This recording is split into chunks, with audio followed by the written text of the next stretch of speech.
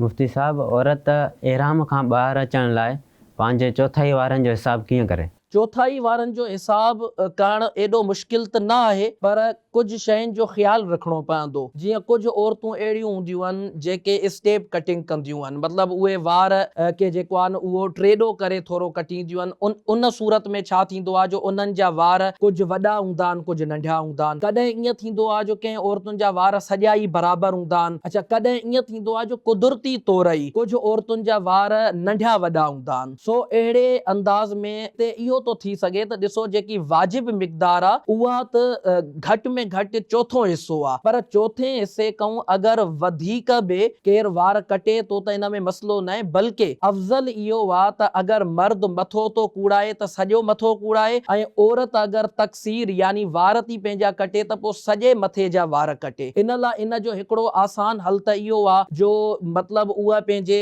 वारनि जा ॿ हिसा करे, अधु अधु करे, त हिकिड़े मौके ते अधु हिसो कटे छॾे आङुर जे पोर बराबरि, ॿिए मौके ते वरी ॿियो हिसो कटे छॾे आङुर जे पोर बराबरि, टी दफ़ा वरी जंहिंखे पहिरियों कटियो वई। अहिड़े अंदाज़ में इन तरतीब खे रखंदे औरत जेको आहे पंहिंजी तक़सीर यानी आङुर जे हिक पोरे बराबरि वार कटे थी सघे। Social media Sindhi Dawat Islami platforms के लाइक्स फॉलो शेयर कयो, सब्सक्राइब कयो।